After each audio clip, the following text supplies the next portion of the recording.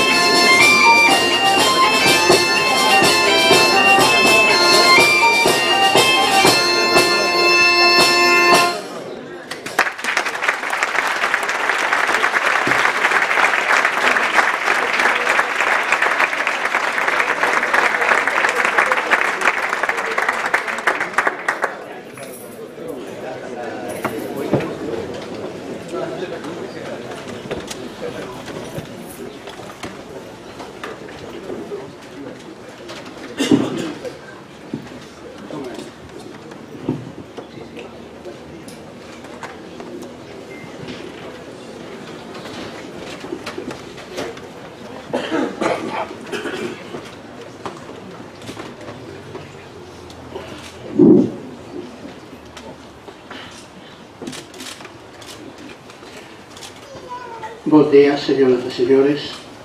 Acaban vostedes de escoitar, e supoño que tamén de oír, a un grupo de profesores das escolas da Montaña e da Chaira, profesores e profesoras, que non fai falta que eu teña que dicilo, acaban de interpretar fermosamente dous coñecidos e recoñecidos poemas de Manuel María. O primeiro deber da Real Academia Galega é manifestar a súa gratitude pola acollida que tivemos non desde hoxe, sino desde hai días en que se organizou este acto. Entre outras cousas, pensouse nunha carpa, aínda que non chovese. A nosa gratitude, en primeiro lugar, para o señor alcalde de Outeiro de Rei e para a corporación deste concello. E agora, dun xeito que parecerá protocolario, pero é nun día como o de hoxe. Hoxe é San 17 de maio, non sei se o sabían. Neste San 17 de maio, aquí en Outeiro de Rei, que hoxe é a capital literaria do mundo, a Academia ten que agradecer a presenza, en primeiro lugar, de dona Saleta Goi, do excelentísimo señor presidente da Xunta de Galicia, do excelentísimo señor presidente do Parlamento de Galicia, de moitas outras autoridades, de alcaldes desta comarca e de outras comarcas. Por tanto, reciban todos un saúdo non menos especial para as veciñas e para os veciños de Outeiro de Rei, para todos aqueles que admiran a obra literaria de Manuel María, para os amigos e as amigas de Manuel María, miñas donas e meus señores. O acto comenzou coa interpretación dos dous poemas que vostedes acaban de escoitar. Non fai falta que a Academia teña que dicirlles por que estamos hoxe aquí, pero está ben que consumamos, aínda que só sexan uns cantos segundos, para decir que hoxe, como saben vostedes, o 17 de maio, o Día das Letras Galegas, que chega a súa 54 edición. A primeira foi no ano 1963, o ano en que se lle dedicou, como non podía ser de outro xeito, a Rosalía de Castro. Pero antes que San 17 de maio, hoxe é o Día da Palabra. E o Día da Palabra hoxe ten un nome que non é Rosalía de Castro, nin Curros Enrique, nin Otero Pedrallo, nin Manuel Antonio, nin Vicente Risco, nin Díaz Castro, que era case destas terras. O nome é Manuel María Fernández Teixeiro. É probable que algunhas ou quizáis bastantes das persoas que están hoxe aquí, que nos honran coa súa presenza, non teñan asistido a ningún acto das 53 edicións anteriores, a ningún acto protagonizado pola Real Academia Galega. É un acto forzosamente solemne, non podía ser de outra maneira. Vostedes saben que Manuel María é quizáis dentro dos poetas do século XIX, do século XX, aquel que ten máis relevancia pública, porque está no corazón e na memoria dos pequenos, dos escolares, de nenos que casi non saben ler e que o cantan, que o recitan, que o dibuixan, que o escenifican. Pero hoxe non asistimos aquí, salvo algún que outro intermedio musical, tan fermoso como ese prólogo que acaban de poñer a este acto. Aquí estamos nun acto da Academia. A Academia é fundamentalmente unha institución erudita, unha institución de estudo, unha institución constituída por estudosos do feito literario galego, do feito lingüístico galego ou por creadores na lingua galega. Por lo tanto, este é un acto de estudo da personalidade de Manuel María. E como sempre, porque aquí hai xa as bases casi dun xénero literario, serán 3 académicos numerarios aqueles que glosen algunha das facetas da obra literaria ou da personalidade literaria de Manuel María. E cando digo algunha das facetas, trato de poñer o acento nesa expresión algunhas, porque hai algo que todo o mundo sabe, e vostedes, polo tanto, non ignoran, de que se hai alguén que foi un escritor polifacético, foi Manuel María. Polifacético nos temas, polifacético nos xéneros, e mesmo dentro do xénero poesía, polifacético tamén, porque foi capaz de chegar aos adultos, foi capaz de chegar coa súa poesía a aquelas persoas que queren aproveitar os seus versos para reflexionar sobre a vida, sobre a existencia, sobre o país, sobre Galicia, sobre o futuro de Galicia, pero tamén, sobre todo, capaz de chegar aos nenos que aínda non son o futuro, que casi non son o presente, pero que van ser o futuro como lectores, como escritores e probablemente algúns deles como conductores deste país. Como conductores que oxalá reciban un país ben feito, ben articulado, e iso vai depender de todos nós, e que eles o melloren. E van no mellorar se souberon cantar, se souberon interpretar, se souberon recitar moitos dos poemas que hoxe recitan, cantan e interpretan nos institutos, en todos os centros de ensino de Galicia e tamén da diáspora. Pero repito, señoras e señores, 3 académicos teñen a partir deste momento a palabra para glosar, a palabra de Manuel María, e para glosala nalgúna das súas facetas. O que pasa que tamén a Academia ten establecido un código protocolario. O señor secretario, don Enrique Monteagudo, antes de que falen os nosos compañeiros das distintas dimensións do escritor Manuel María, ten que dar lectura á acta onde se fai constar o día, a hora e a circunstancia en que Manuel María foi designado como protagonista do Día das Letras Galegas do ano 2016. Por lo tanto, señor secretario, ten vostede a palabra e a acta. Enrique Monteagudo, secretario da Real Academia Galega, certifica que en sesión ordinaria celebrada polo pleno desta corporación o día 4 de xullo do ano 2015, se adoptou o acordo de dedicar o Día das Letras Galegas do ano 2016 a Manuel María Fernández Teixeiro. E para que así constes, pido a presente certificación na cidade da Coruña o día 17 de maio de 2016.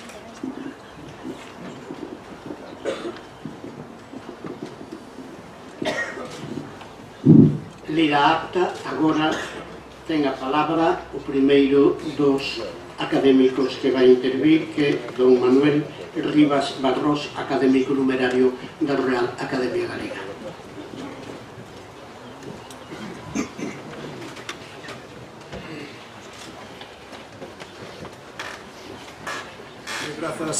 Grazas, señor presidente da Academia, señor presidente de Galicia, veciños e veciñas do Outeiro de Rei, queridas amigas e amigos, querida Saleta. Aquilo que escribiu Jules Renard, o autor de Historias Naturais, no seu diario: a verdade é sempre de pequenas dimensións. A verdade, si, é de pequenas dimensións. O que quer dicir que non está nas abstraccións, nin nos discursos grandilocuentes, nin nas cifras deshumanizadas. A verdade ten que loitar contra o que Lorca chamou a consura das oficinas. A verdade flúe no regato bíblico do cepelo, pousa no castiñeiro solitario no cómaro do labradío, habita na casa de Hortas. A verdade descansa na carballeira de Santa Isabel. A terra custodia o sustrato de verdade, mas a terra gusta da metamorfose. Hai cousas que non sabemos, mas pola relación que sempre tiveron, sabemos que hai un activismo de Manuel na terra. Esa natureza tomando conciencia de si mesma. Así que a verdade, como fai a esfera, apoia no lugar escolleito, mas é para anovarse e coller pulo, novos folgos e uparse no voo da conciencia coas verbas no ar. Dimensións. Ollada a terra chá dende as alturas é semellante a un mar en calma. Para medila solo valen dúas mensuras, ferrados de corazón, fanegas de alma.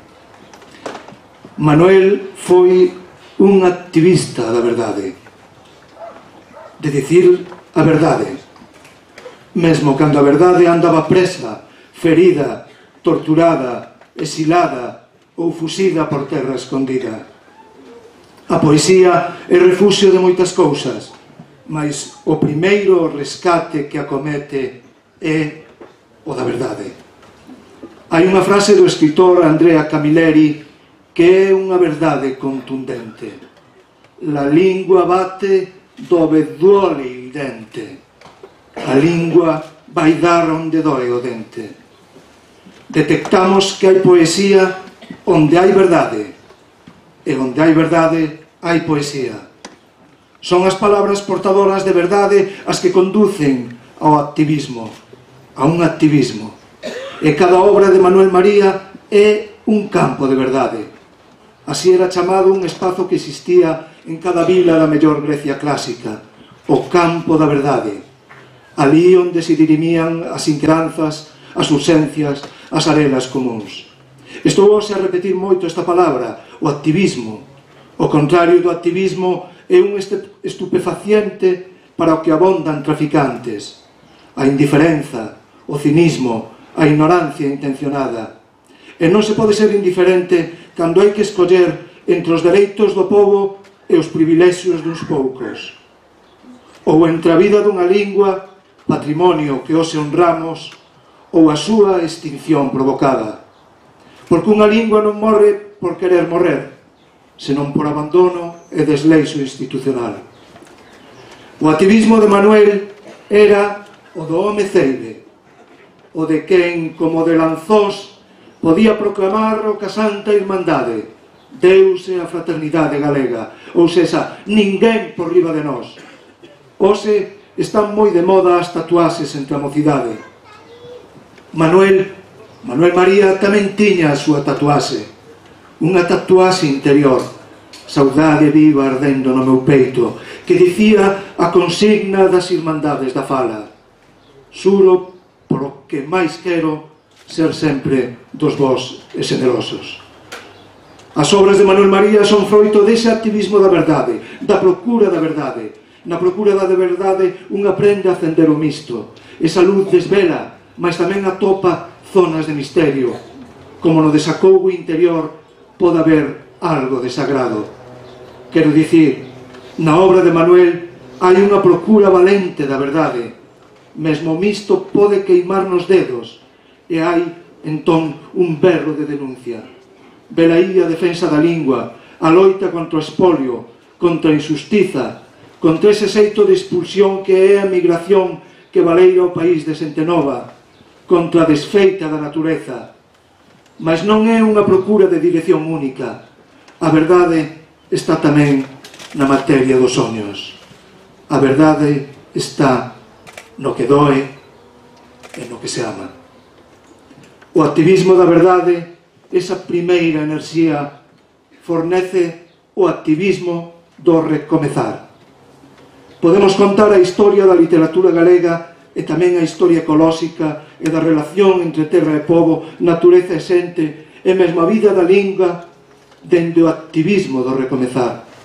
Despois de cada caída, de cada desacougo, de cada golpe, do esmagamento imperial con esa expresión nosenta de doma e castración, despois de cada demouca, silencio, esquezo, invisibilidade, Galiza sempre resorde co activismo do recomezar. Con Manuel María diríamos, tal vez con máis precisión, o activismo do sementar. Sementar, unha verba que se repite na súa obra, como se a palabra quixera ser, fose a cousa en sí. E podemos dicir que o é. Podemos ver a xeometría namorada dos sucos, oír o parolar das leiras á espera da semente, e ver o gran en sí e o pan centeo nacer do poema. Así que cada libro de Manuel María é un eido de verdade onde exercer o activismo de sementar. Mas para sementar, para fertilizar os eidos da verdade, é preciso outro activismo esencial que Manuel María exerce con generosidade incesante: o activismo do sentir. A razón non é nada sen o sentir. A racionalidade sen o sentir pode derivar nun racionalismo insensível que afasta o ser humano de todo o resto da existencia. A razón sen o sentir produce monstros. Pola contra, o sentir une, crea unha comunión das persoas humanas coas persoas non humanas, cos animais, coa natureza e o cosmos. O activismo do sentir significa percibir a alteridade, explorar, escoitar o pranto que ven de fora, partillalo. Coñecemos o outro cando coñecemos a súa ferida, e é así que podemos compartir tamén a súa ledicia, a súa celebración, a súa beleza. O activismo do sentir é facer de cada poema un ser vivo, un detector. Os poemas de Manuel María teñen esa condición de ser sentinelas da vida. A igual que na Terra hai ecosistemas en especial sensíveis, os primeiros onde se detecta a desfeita, o maltrato, a violencia catastral, a igual que hai seres que emiten sinais de alerta do perigo, das ameazas, tal o vagalume, a súa niña, as ranas brañas ou a arcea na fraga, así os poemas de Manuel María, onde a natureza faise libro, e ese libro é un mundo. Todo está a sentir, todo fala, porque o poeta soubo escoitar, escoitar a xente, escoitar a terra, e mesmo a memoria das lagoas soterradas. Éralle moi querido o activismo do andar, o activismo da descoberta, do coñecemento, de abrir pasos. A Oroza, outro andareiro, preguntaronlle un día con certa sorna: que, paseando, señor Oroza? E el respondeu moi serio: non, señor, traballando. O andar, o activismo do andar, é un traballo creativo. Os poemas de Manuel son camiños que todos deberíamos percorrer, porque tamén moitos camiños vanse entupindo e esmorecen no abandono o manuscrito da terra. Camiño, camiño de felpás de Icaguiar, eu sei porque tes tanta soidás. Estás deitado aí, o sol da tarde, sen ter a quen levar. Camiño de felpás de Icaguiar. Andando a terra, o libro no que Manuel recolle as súas pasaxes escritas durante 10 anos en a nosa terra é unha das obras senlleiras da arca da cultura galega. E está o activismo do humor. Como el cantou do carro, poderíamos dicir que as cousas ían saledando por onde o Manuel pasaba, e tamén saledan por onde pasa a súa lembranza. O activismo do humor e o do amor. Ese detalle extraordinario nun dos poemas de documentos personais, cando di: eu son Manuel María, nascín o ano 30 ao 6 de outono en Outeiro de Rei da Terra Chá. Son dunha caste resa de labregos, fideles a súa terra e ao seu Deus. Agora son un namorado. Hai moitos soños incumpridos, moita tarefa por diante. A lingua bate onde doe o dente. Mais, grazas a Manuel María da Casa de Hortas, temos máis verdade e máis beleza por a que loitar. Gracias.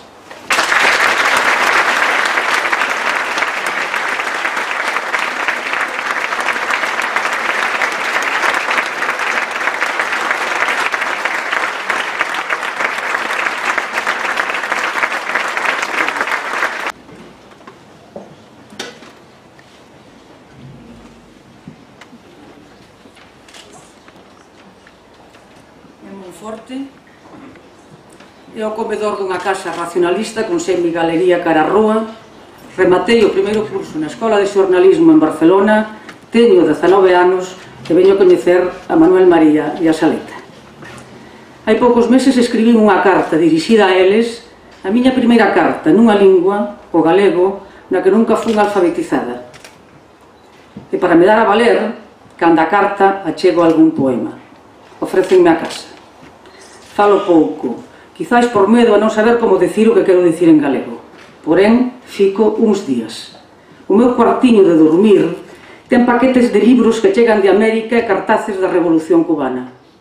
Dinme os nomes de quen o ocupou antes que a min e de quen o ocupará despois. Síntome parte desa habitación comunal onde dormiu Darío ou Viale Moutiño. No segundo andar da rúa Roberto Bamonde comezo a recoñecer nos cadros da estanza principal e nos gravados, nos libros perfectamente organizados e protegidos en móveis con vidro, nos afectos que coan no xeito de se comportaren comigo, eses sinais dunha nación que se nos ocultou. No sentar a Saleta fálame do seu pai, de Goi, e do meu pai, Ramiro, funcionarios no Concello de Castro de Rei nos anos da República. Como fan cada día, imos tomar café cos tertulianos do Ateneo Casino. Saleta e máis eu somos as únicas mulleres. Cando deixo Valdelemos para ir cara a Chaira, levo na pel ese desasosego elemental, ese debalo cara a certo fascinio que me fai querer todo o que vexo. E levo 2 libros, Versos para un país de minifundios, da autoría de Manuel María, que arriba desde a editorial Nós de Buenos Aires, e onde a posición do poeta respecto do pobo enúnciase desta maneira: como o seu pan, bebo o seu viño, falo o seu idioma secular. O segundo dos libros desacóugame. O seu título, Del toque del alba al toque de oración, é de alguén totalmente descoñecido para min. de Francis James, un dos poetas de estima de Manuel María, quizáis por esa súa escrita onde coa o aletexo amoroso co que ves, tocas a cubillas na man. A dor do que nos falta, por unha banda, e pola outra a voz íntima que ule, lúe, fica estantío e agarda ese pasaro prodixioso que canta en todos os poemas. O Manuel público e o Manuel íntimo tiñao neses libros tan diferentes que me dera en prenda. Abralloume o sentido medido do tempo, a organización campesiñas das horas do día, o degoiro pola conversa, a expresión inocente e a ironía, esa sorte de manual de autodefensa, cando o sarcasmo que andando a obra localicei na súa poesía civil. Con 21 anos fixen o limiar dun poemario Odes nun tempo de paz e de alegría que saiu do preo en Lisboa no 72. Unha obra que engarza co sentido que Kafka lle pon a que denomina literatura menor, non pola súa calidade e significación no campo literario, senón porque pertence a unha comunitas sen poder, a unha lingua sen papéis, sen normalizar, porque é unha literatura que ten función exemplarizante e está en situación de producir novos enunciados, porque é aquela, agora cito os analistas dos textos do escritor checo Deleuze e Guattari, que se fai para unha comunitas nacional, política e social, mesmo se as condicións obxectivas, se os tempos para a nación fora da literatura aínda non son chegados. Manuel María medrou aquí, neste lugar, nas regras e no rigor dese libro de horas que na cultura labrega indica cando compre facer as cousas, que cousas non poden demorar. Aprendeu o respecto pola natureza, a ambigüidade das figuras entre lusco e fusco, a conciencia de finitude que andando a chaira describimos como señardade. A angueira, por nomear, con xustiza. E escolleu un mundo que se chama Galiza como materia literaria e como aptitude ética, que o levou a atravesar todos os escenarios e a pôr nos ollos e na capacidade de abrallo dos cativos e cativas os soños na gaiola canda o teatriño de Guiñol. O a partillar o resurdir da nova canción galega que fixo e fai dele un dos autores máis musicados. E para alén da súa inmensa e diversa obra poética, máis de 1400 artigos en revistas e xornais falan da súa teima divulgadora e da ansia por conversar e estar sempre en contacto cos máis. Anque para chegarmos a poder dicilo así, desta maneira, Manuel esculcou pasaxes escuras, partillou ritos iniciáticos, aplicouse na capacidade de observante. Se no bacharelato o oco do galego era lle imposto como natural e as prácticas disuasorias no seu uso interceptaban calquera desvío que o fixera sair, aínda de modo incidental, para a tona, nos pregues do real abeiraban aquelas ánimas que pasaran pola outra vida, pola República Galeguista, Fole, Pimentel, Ángel Xoán, Cilistro, e que se axuntaban na Peña do Méndez para falar da xeración do 25, tomar café, intercambiar libros e procurar certa continuidade que axiña localizan na querenza de Manuel María, o mozo, por intervir na esfera pública en que pronuncia unha conferencia no Círculo das Artes de Lugo. O autorrecoñecemento do eu no nós, da poética como ética, da vida como dereito a labrala en todos e cada un dos espacios que alentan, volta a gromar para Manuel María, para o proto escritor que soñou con ouvir a cotoría, que aprendeu a asexar, a escoitar o trebón, a distinguir o tremelar da auga nunha folla, a agardar polo paspallás nas agras, e, de novo, a tribo, outeiro, pasa a ser o paraíso arrodeado polos 4 ríos. Resistencia e dereito á renacenza.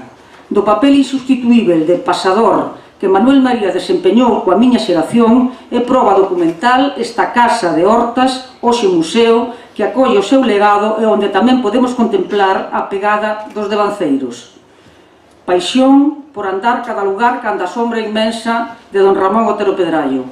Aproximación ao marxismo da man do pintor Carlos Maside.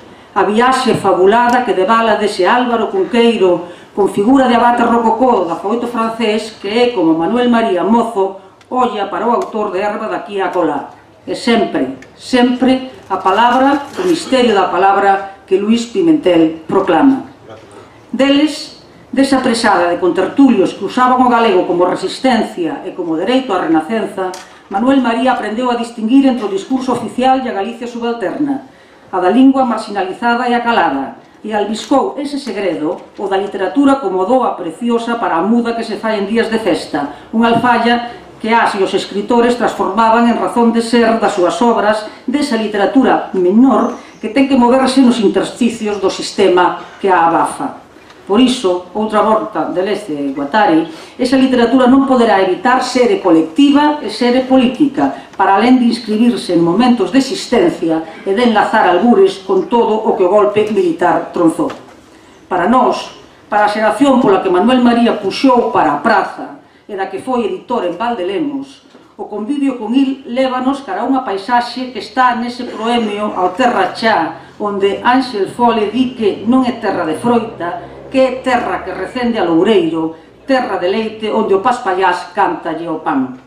Por iso, a obra de Manuel ten o pálpito do torga de bichos e da arte póvera. Por iso, harmonizar coa total plenitude desta terra é rachar coa norma e traballar naques anos de friaxe ilimitada con materiais humildes a prol dunha obra que se lle asemella, onde o tránsito entre literatura e vida é en por sí materia creativa.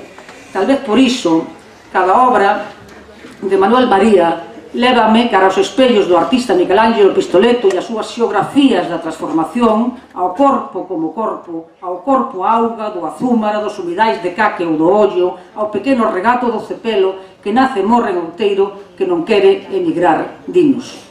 A propósito dunha conversa recén, precisamente de Pistoletto e de Edgar Morin, sobre o proxecto colaborativo Città dell'Arte, que ten por obxecto conectar, por en relación iniciativas diferentes. O Morin, sociólogo e grande observador, comenta que sempre, na historia humana, todo comeza por unha iniciativa, unha mensaxe de carácter aparentemente marxinal, fora do rego, modesta, e que fica as máis das veces inapreciável para os e as súas contemporáneas.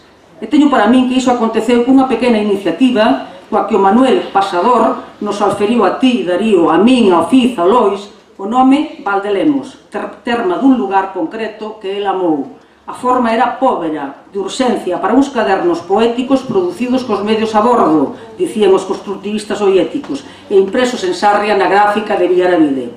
Ese novo obxecto eran o mediador entre as persoas que nos achegábamos á nación e nomes de culto publicados na mesma colección, como Celso Emilio, Bernardino Graña ou Xosé Neira Vives. Manuel, o Pasador, respondía ás cartas cada día e ao correo de Cote remesaba puntualmente os cadernos de poesía a toda a familia galeguista.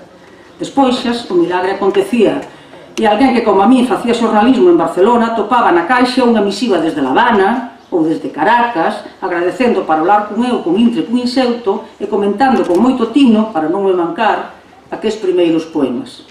Valdelemos foi un lugar de lecer e de crenza no futuro. Foi a revancha da palabra contra a súa desaparición.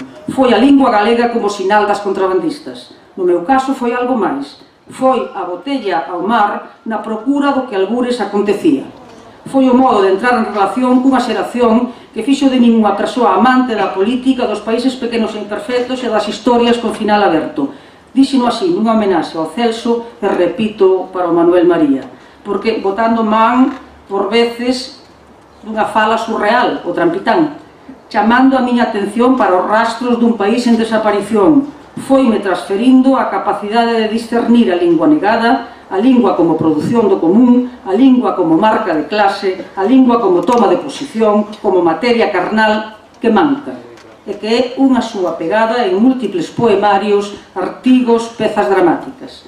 Na obra do Manuel, a lingua é, e sabémolo ben, un dos topoi que acada ese marchamo político e colectivo da literatura resistente cun anticipo en documentos persoais e naquele desacougo que lúe nas cicatrices dispersas dos anos da tebra, da poesía en pasaxe que se engarza na falta de senso e de disenso. Lingua clandestina, lingua pobre, lingua exhibida como emblema, lingua da grande literatura rosaliana, lingua que deturpas, lingua en que te comprometes e identificas como nacional popular. Isto para os granxianos, para Gramsci, o nacional e o popular. Lingua que o poder tamén sabe ben que é o noso principal signo de renacenza e que planifica arrincar ou tolleitar. Lingua, construción permanente. Lingua para poemas manifesto que axuden a acender unha cerilla. O máis urxente de todo neste intre, nesta hora que se nos vai das maus, que cae aos nosos pés como unha bágoa inútil, é mostrar o peito descuberto contra as tronadas que nos ameazan desde todas as direccións da Rosa dos Ventos, é dicir, verdade en linguaxe do povo. Estes versos imprimíanse na diáspora con debuxos de Luis Seoane na cuberta e saían do obradoiro da Corporación Gráfica de Montevideo o 25 de Santiago de 1973, Día de Galicia. Cando collamos un exemplar nas mans, cada apuntamento, cada pormenor, alongaba o seu significado para o degoiro nas accións de liberación das máis persoais ás absolutamente comunais como modo de partillar momentos de gloria. Éramos parte dun futuro para o que, agora sí, tiñamos unha lingua coa que nos expresar. É Monforte. É a cidade dos operarios do ferrocarril, a cidade moderna que acollera a Asamblea das Irmandades da Fala no 1918 e aquela sesión memorável na que se proclama como programa político que Galiza é unha nación. É a cidade arrodeada de cepas diferentes e de paso niveis, con cronista, casino, xogos florais. Nesa mesma cidade, abeiraba en setembro de 1970, da man de Saleta de Manuel, un espazo proxecto, un signo de distinción igualitario, falo da librería Xistral, sitio dos recados, cruzamento de información, mostrador tal o que se agacho sempre en Galiza, que desde Vigo traía no fardel un home que falaba de sanadoras e de cogumelos, ao que sentín dicirlle o vello Patiño, e que despois deuense chamar Patiño o Vello. Libreiro, editor, animador de festas, escritor metido á política nos anos de chumbo, Manuel collera o costume de ladear un chisco á cabeza para ollar desguello ese real que por veces o emociona e que, desde Advento, o mantiña coa alma pendurada dun cabelo. Manuel ladeaba a cabeza dende ben neno mentras agardaba a que o oleiro de Bonxe escribira no peto para forrar nos cartos Son de Manoliño de Hortas. Nas as dos oráculos para cabaliños do demo e do pestanexar da rosa foi cara a historia. O compromiso coa fala definimos no personal e no comunal. Agora é cousa nosa, para alén de celebrármolo, non deixar que ese fío tronce e canda el a historia, dixen.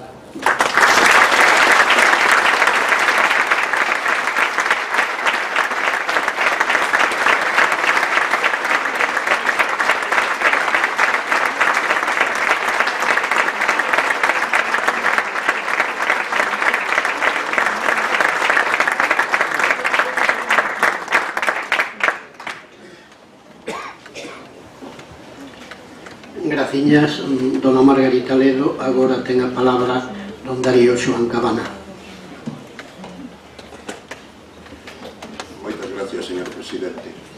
Señoras e señores académicos, amigas e amigos de Manuel María Saleta, dentro da imposibilidade absoluta e evidentísima que é resumir en 15 minutos o que representan medio século de escrita poética, 50 poemarios, 1800 poemas e 40.000 versos, intentarei humildemente, sin temor a repetirme, decir diante de vos o que segundo o meu parecer significa a obra poética do meu amigo, do meu mestre, do meu padriño poético e nuncial, do meu irmán maior Manuel María, o xigante que hoxe nos congrega na súa casa natal, neste sagrado circundo, nesta horta da Casa de Hortas onde empeza a Terra Chá. Por máis que esteamos na Terra Chá, neste lugar onde a Terra Chá xeográficamente empeza e onde foi concibida e creada como patria poética, resistamos firmemente a tentación de dicir que estamos celebrando o poeta da Terra Chá, porque esa é solamente unha parte, algo máis que unha anécdota, pero moito menos que unha definición ontolóxica ou existencial de Manuel María Fernández Teixeiro en Canto Poeta. Pasaran 13 anos de ditadura polo dorido lombo de Galicia. A guerra aínda non rematara de todo, pois nos montes galegos aínda ardía un resto do incendio guerrilleiro que o Foncellas e o Piloto. A alta cultura galega, a obra das Irmandades da Fala, da xeración Nós, do seminario dos grandes intelectuais, novelistas, dramaturgos e poetas da República, fora borrada da superficie da terra. E a obra basilar do grande editor de Nós, a obra do bon Anxo Casal, fora afogada no seu propio sangue en Cacheiras, onde xa fora derrotada a Revolución de 1846. O que de tanta vida ainda era vivo nesta noite de pedra, seguía a habitar nas catacumbas e nas terras do exilio, pero empezaba a acender tamén algún pequeno lume ao ventimperio da patria. Benito Soto, Bibliófilos Gallegos, Monterrey. En 1947, Aquilino, Cómaros Verdes. No verán de 1946, acabados os 7 anos do bacharelato universitario, Manuel María alindaba as vacas polos pasteiros familiares de aquí ao Carón, nas ribeiras do Miño, poñamos por caso nun curro que tiñan en Santa Isabel. El recibira xa moitas leccións antigas. Aos 9 ou 10 anos, milagrosamente, lía na escola de Rábade os galegos escritores e poetas. Curros que o dixo así, Rosalía, Pondal, pero tamén Manuel Antonio e Luís Amado Carballo. Xa nos derradeiros cursos do bacharelato, Lázaro Montero de la Puente, catedrático de literatura, dera a ler Lorca, Alberti, Damas Alonso. O catedrático de francés amosáballe Sartre e Camus. E, sobre todo, empezara a recibir a través de Ángel Fole, de Celestino Fernández de la Vega, de Luís Pimentel, do bon Ángel Xoán, do botecario Figueroa, a memoria e a herdanza do galeguismo e da República. Manuel María remoe polas corredoiras remorosas as leccións aprendidas, os amores, os soños, e escribe en lingua galega un libro nomeado Muñeiro de Brétemas, que Aquilino Iglesia Alvariño lles mandaría editar aos de Benito Soto e que en 1950 se convertería nun símbolo ao ser o primeiro libro en galego publicado por un autor novo, non estreado antes da guerra, convertendo o seu autor en adail primado da mocidade literaria do seu tempo. Logo, en rápida sucesión escribiría Morrendo a cada intre e Advento, e con estes dous libros Manuel María converteríase xa para sempre nun gran poeta, príncipe da súa xeración. Morrendo a cada intre é un libro brutal, alucinado, de linguaxe extremadamente violenta, escrito e composto nunha noite na que rifaban as tebras e as estrelas, a máis dura e dolorosa concreción da cousa que chamamos Escola da Tebra, por el mesmo iniciada en Muñeiro de Brétemas. E Morrendo a cada intre está quizá ves como en ningures o espírito do existencialismo máis angustiado e escuro, expresado nun verso de feitío surrealista, ateigado de imaxes alucinatorias e electrizado por osímoros antíteses e paradoxos de alta tensión. Despois desto viría Advento. Escrito no outono e inverno de 1950 ao 51, Advento é un libro máis sabio e repousado, e mesmo máis tranquilo, malia toda a anguria existencial, ou simplemente angustia, quixéramos dicir, irmá de Morrendo a cada intre, que impregna sobre todo as dúas primeiras partes. O verso de amplo lento, libre pero non tanto, semella máis armonioso pola cadencia musical e pola cadencia discursiva. En Advento están algúns dos máis altos poemas da lingua galega. Presenza, O Agoiro, A Luz Morta, Poema do home desgregado, O derradeiro día e ese diamante senlleiro de fulguracións escuras e obsesivas que é o responso desesperado, coa súa portentosa tensión anafórica. Pero se eu puidese facer unha escolma poética de Manuel María tan longa como fixera, probablemente metería nela todos os poemas de Advento, porque Advento é, non cansarei de repetilo, un dos máis fermosos libros da poesía galega do século XX. Os seus irmáns pódense chamar De 4 a 4, Dona do Corpo Delgado, Oseiros, Nimbos, Profecía do Mar, Herba aquí e acolá, Con pólvora e magnolias, Seraona, O fin dun canto estirpe, artefactos poéticos perfectos e misteriosos nos que parece non sobrar nin faltar nada. A terceira parte de Advento é bastante diferente das outras dúas. Os seus poemas, xeralmente máis breves e de versos máis curtos, tenden case todos a unha maior economía de recursos retóricos programáticamente expresada no primeiro deles, o titulado Anceio. Eu quixera escribir un poema sinxelo, puro e branco. Anúnciase así, pareceme a min, a seguinte granxeira do poeta que se volve cara ao universo das cousas e dos sentimentos simples, como tamén dixo o poeta Augusto Casas ao publicarse Mar Maior. Esta segunda etapa uxeira parece estar en marcha a partir de 1952 e ten efectivamente no libro Mar Maior, publicado en 1963, o seu compendio máis cumprido. Mar Maior é un libro de aluvión, ben diferente niso da maioría dos de Manuel María, que son máis ben libros de explosión. Nel xúntanse poemas escritos ao longo dunha dúcia de anos, e aínda que durante ese tempo fixo outros poemarios máis ou menos explosivos, como a tal documentos persoais, en Mar Maior está o máis florido da súa produción poética do tempo, na cal hora se percibe un intenso diálogo con dous dos seus contemporáneos máis vellos, o Luís Pimentel de sempre, toda a vida semellante a si mesmo, e o Álvaro Cunqueiro, que neses mesmos anos anda a escribir e a espallar os poemas, e nomeadamente os máis persoais e elementais, que confluirán despois en Herba aquí e acolá. Diálogo non único, por outra banda. Francis Llames é sempre moi citado polo propio Manuel María e polos críticos.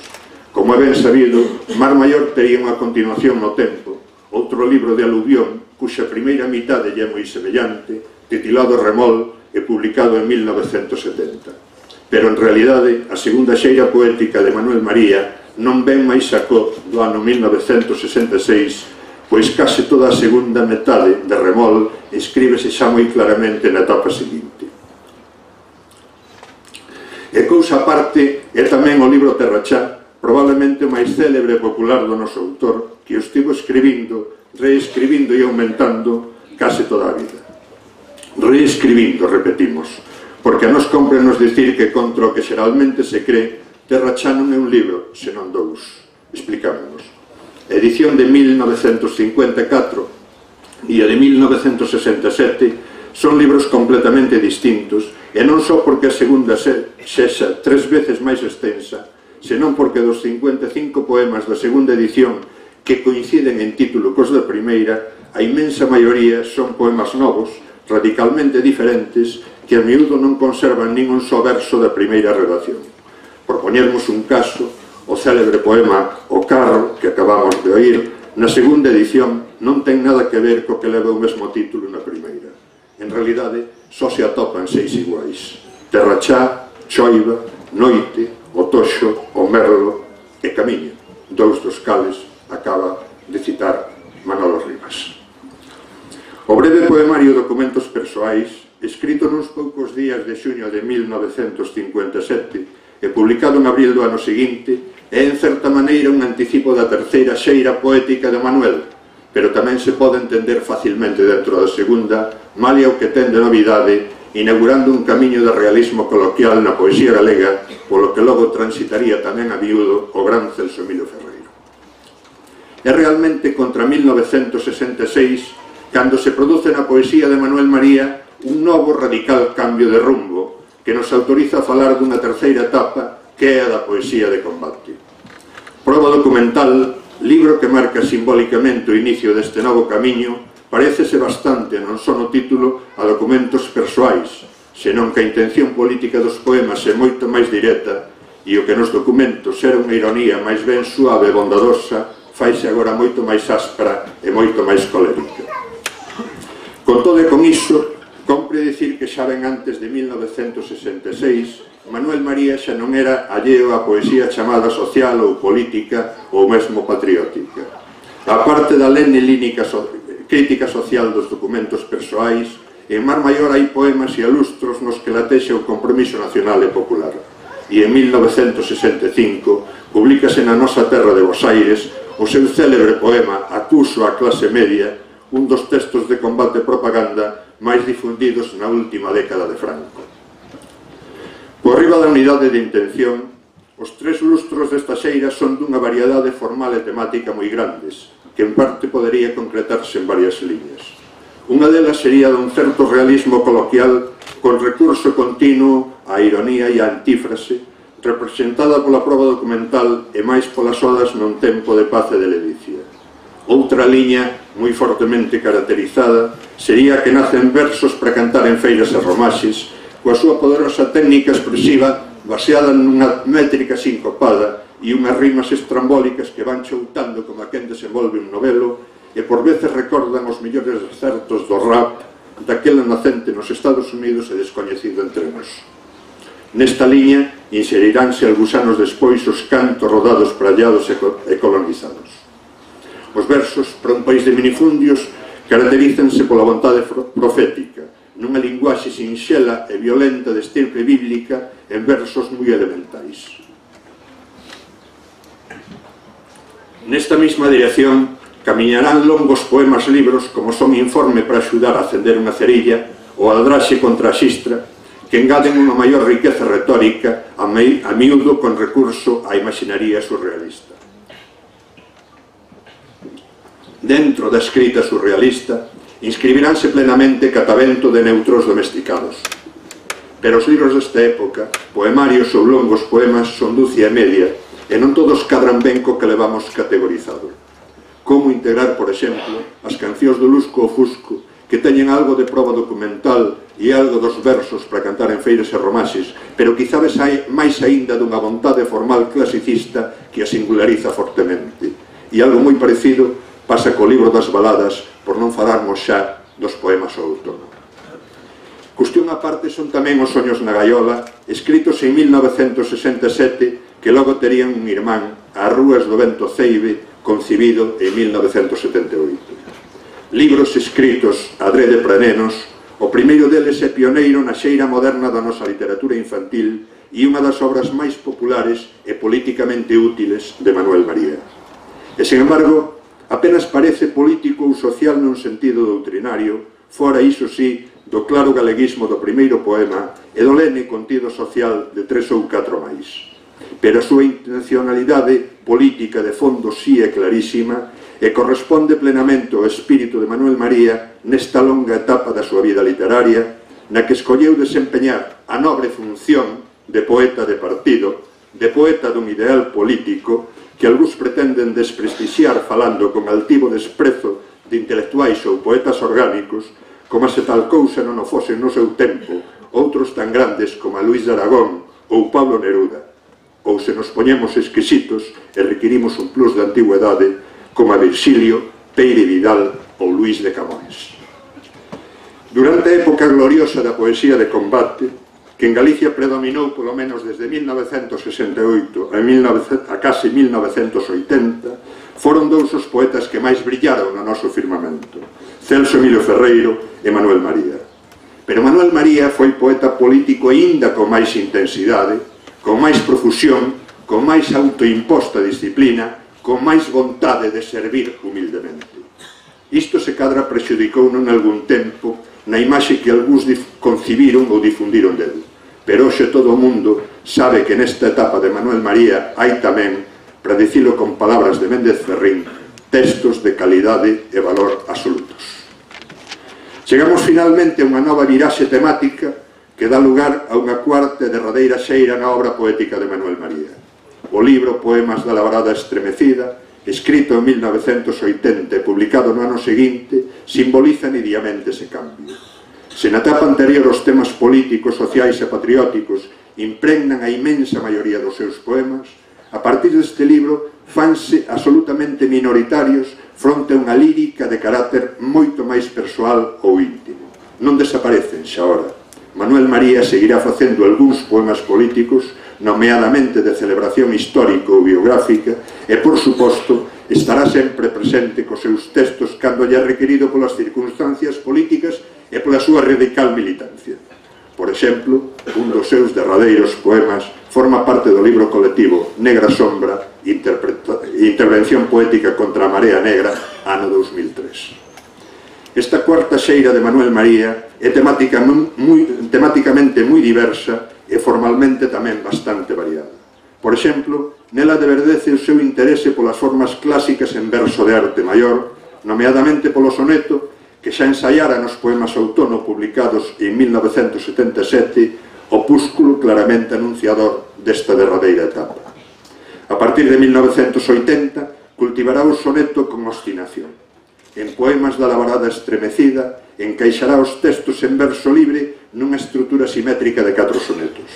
Algo semellante fará con Os lonxes do Solpor, publicado póstumamente. Ademais, escribirá os 50 sonetos á Casa de Hortas e os 30 sonetos Solal de Quiroga, alén de outros soltos que figuran especialmente nos libros pertencentes ao que el chamaba a súa vocación de poeta local. Por outra banda, e dentro do formalismo clasicista, o metro octosilábico tan presente no segundo Terrachá e nas súas ampliacións e máis nos libros para público infantil, utilizará agora tamén nun lirismo de carácter máis confesional ou persoal, nomeadamente en compendio de orballos e incertezas, onde hai dúas series de poemas en cuadras de dobre rima consoante que ás veces alcanzan unha beleza case dolorosa. Con todo, o predominio do verso libre, un verso libre en xeral non moi longo e con valores rítmicos moi pouco marcados, cunha sinxeleza expresiva e unha retórica tan elemental que un podería aplicarlle o concepto de poesía pobre se tal cousa existise ou se puidese dicir que si se pode, porque o dixo Margarita. Un dos temas máis presentes na poesía íntima de Manuel María é o do amor. Quero dicir, o amor que no seu caso se chama Saleta, de tal maneira que no libro que antes mencionei como inicio simbólico de etapa é na súa totalidade un canto de amor, unha historia de amor. Mas nos libros seguintes desta época, o abano temático ábrese casi infinitamente, volvendo en certa maneira ás preocupacións que informaran a época de Mar Maior, cunha presenza tal vez non moi numerosa, pero especialmente intensa e poéticamente conmovedora da consideración da morte e da trascendencia. É moi doado ver estes 4 períodos na obra poética de Manuel María. A súa lóxica é bastante clara, especialmente cando consideramos as datas da escrita ben establecidas por Camilo Gómez Torres na súa monumental tese de doutoramento e non as das publicacións dos libros. O que é imposible, polo menos para min, é unha clasificación temática e estilística satisfactoria e convincente, alén dunha enunciación máis ou menos elegante e sucinta dos temas básicos. Un día quixen deseñar un árbore temático estilística da poesía de Manuel María. Saí unha selva e renunciei. Manuel María foi o maior animal poético da nosa literatura nacional. Dende a súa adolescencia ata a súa morte, non deixou de ser poeta nin un só día da súa vida. Foi, ademais, outras moitas cousas. Home de ben, cunha ética persoal e política intransixente e insubornable, traballador obrigado a ganar a súa vida, militante incansable, narrador, dramaturgo, escritor nos xornais, conferenciante, editor, axitación cultural. Pero poeta foi no mentras dormía, incluso mentras dormía. Na súa obra extensísima non faltan momentos de lasitude, como é proverbial que os había en Homero. O que non hai xamais é falsidade. Todas as contas botadas, o núcleo esencial da poesía de Manuel María constitúe un dos grandes petoutos da xalanga cordal da poesía galega moderna. E por outra parte, non sei se isto que vou dicir é estritamente un mérito literario ou non, pero quero dicilo porque xa se dixo moitas veces.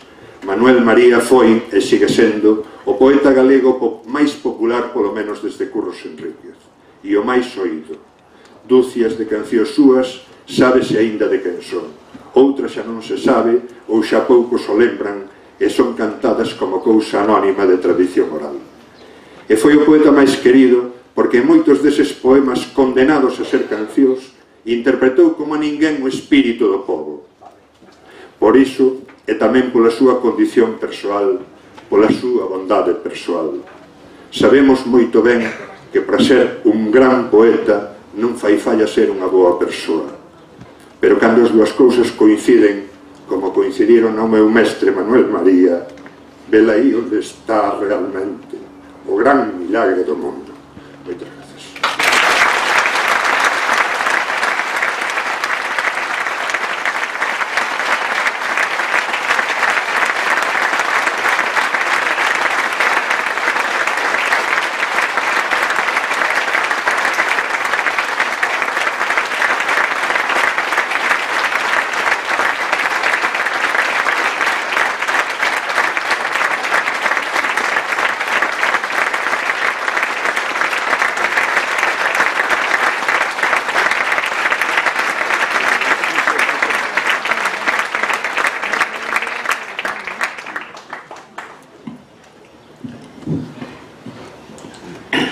Graciñas, señor Cabana. Viron vostedes que as miñas palabras resultaron rigurosamente certas.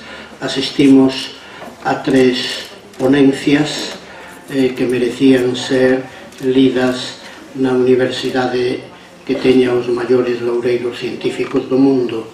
Aínda así, Manuel María é tan grande que se necesitarían 3, 4, 6, 7 alocucións máis, pero todo se fará ao longo deste ano ou doutros anos, porque o interese por Manuel María, que sen dúbida vai ser supremo neste ano 2016, seguirá sendo importante no 17, no 18 e en todos os anos que veñan. Cando manifestei como presidente da Academia a nosa gratitude a algunhas institucións, non puxen o acento nunha a que vostedes les deben esta carpa, que é o señor presidente da Diputación de Lugo, e tamén, aínda que o fixen, quero reiterar a nosa gratitude por tantas e tantas atencións ao señor alcalde do Concello que nos acolle e á corporación deste Concello. Permítanme que profira diante de vostedes unhas cantas palabras sobre o significado da festa que hoxe nos convoca aquí. Teño dito en máis dunha ocasión, pero sempre que vexo que hai xente nova, e hai algunha xente nova, entre eles todos os que estamos aquí nesta mesa, convén que os novos teñan presente algunhas consideracións. Contra o que se cree, o Día Grande de Galicia non é o 25 do mes de Santiago. Digo o mes de Santiago porque se digo xullo hai que pronuncialo con moita nitidez para que non se confunda con xuño. Hai o mes de San Xoán e hai o mes de Santiago.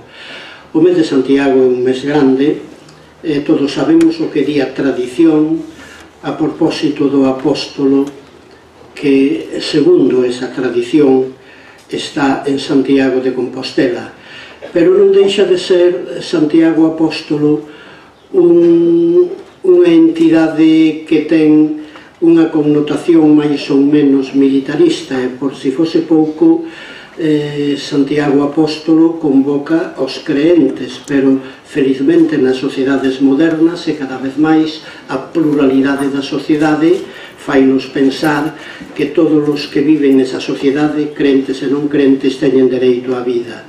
Pois ben, algúns dos que non peregrinan a Santiago o 25 de xullo peregrinan a Outeiro de Rei este ano, peregrinarán a non sei onde o ano que ven, peregrinaron hai 2 anos a Guitiriz para homenaxear a Díaz Castro, peregrinaron a Pontevedra o ano pasado para homenaxear a Filgueira Valverde, e con eso quero decir que peregrinan ao templo da palabra. O Día Grande de Galicia non é o 25 de Santiago, é o Día da Palabra.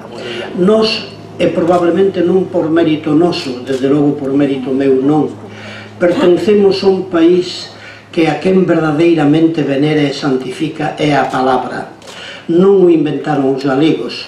Se vostedes leen os textos sánscritos que traduciu un home tan eminente como don Ángel Amor Ruibal, un dos homes máis sabios que deu Galicia como teólogo, como filósofo e tamén como filólogo, el, nunha das súas grandes obras, traduce como a palabra era unha divindade para aqueles que na bella India falaban de palabras. Está entre nós alguén, un poeta bengalí, un profesor bengalí, que o seu pai é profesor de sánscrito alá no seu país natal.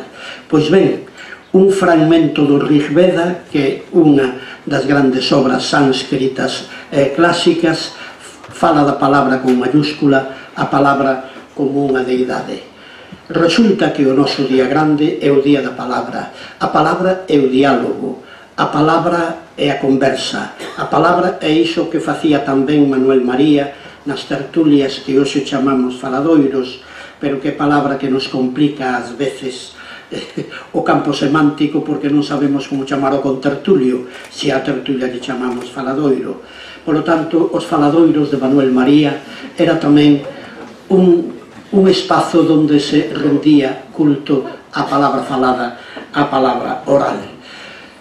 Convén decir para os novos que un país que ten como santo patrón a palabra debería resolver todos os problemas coa palabra, porque todo aquilo que non se resolva coa palabra naturalmente degenera en violencia, incluso nas peores formas da violencia que é a guerra.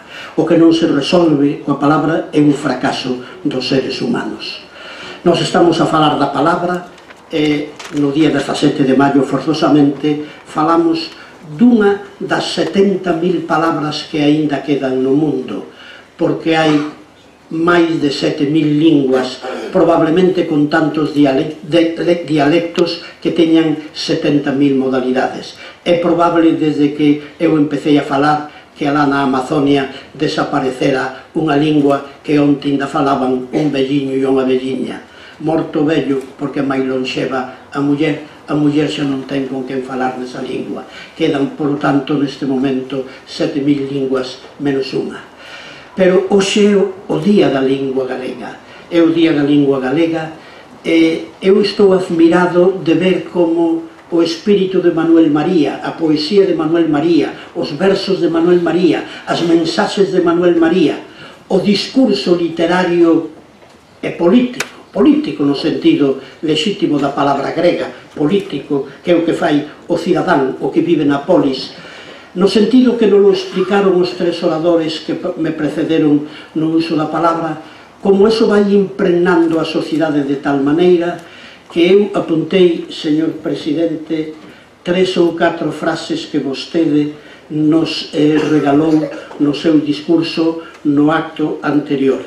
O señor presidente da Xunta de Galicia dixo: a lingua sempre une, e tamén dixo, entre outras cousas, o fío que fai de nós unha comunidade, iso é a lingua. Polo tanto, o compromiso que nos fai contraer coa lingua hoxe a tirios e a troianos, os que non temos poder e os que teñen algo de poder e os que teñen moito poder, é un milagre do mundo, é a eficacia dos versos de Manuel María.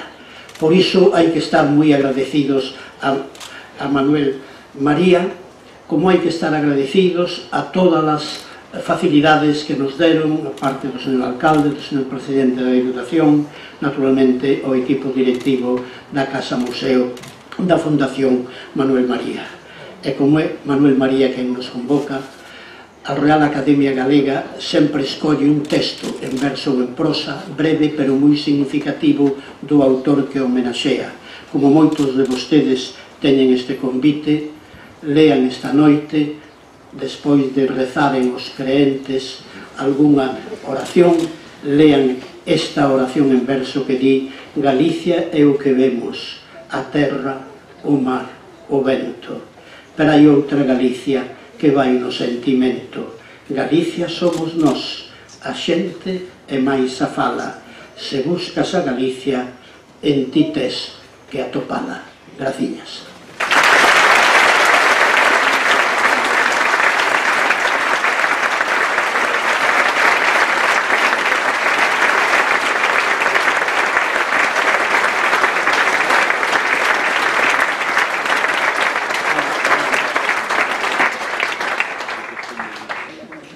Vai interpretar o himno galego a banda de música Sons e Soños, a quen tamén agradecemos inmensamente a súa colaboración.